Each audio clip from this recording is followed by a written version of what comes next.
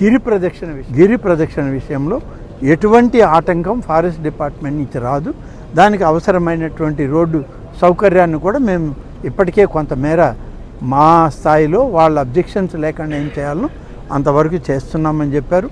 అలాగే ఇక్కడ నుంచి పైన ఉన్నటువంటి గుళ్ళకి వెళ్ళడానికి మెట్ల మార్గానికి అవసరమైనటువంటి నిధులు ఫారెస్ట్ డిపార్ట్మెంట్కి కట్టాలి అని అంటే అది మేము అనుమతులు ఇచ్చాం.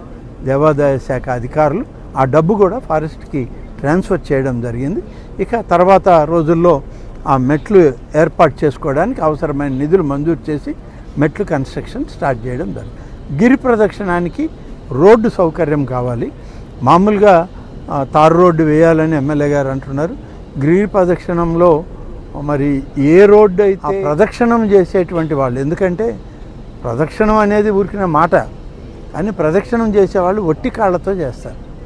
ఒట్టి కాళ్ళతో చేసే వాళ్ళకి తారు రోడ్డు వేస్తే ఒక రకమైన ప్రమాదం, సిమెంట్ రోడ్డు వేస్తే మరొక రకమైన ప్రమాదం. ఇవన్నీ లేకుండా వాళ్ళకి ఎలాంటి ఆటంకం జరగకుండా నడిచేదానికి అనువైనటువంటి రోడ్డును వేయాలి. దీనికి దాదాపుగా 4.5 కిలోమీటర్లు వేయాలి. దానికి ఆ భూమి సేకరించాలి.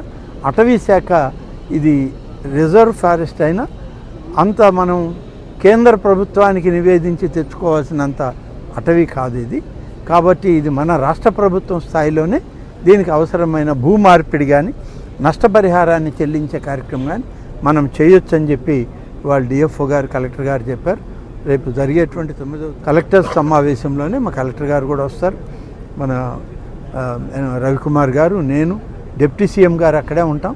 మేము మాట్లాడి దానికి అవసరమైన అనుమతులు ప్రిన్సిపల్ సీసీఎఫ్ దగ్గర నుంచి బహుశా ఇవాళ రేపట్లోనే అనుమతులు వస్తే మేము దానికి కట్టాల్సిన డబ్బు వాళ్ళకి ఎంత కట్టాలో కట్టడానికి సిద్ధంగా ఉన్నాం. డబ్బు కట్టేసి ఆ స్థలం తీసుకొని ఈ ఉత్సవాల్లోగా ఒక దారి ఏర్పాటు చేస్తాం.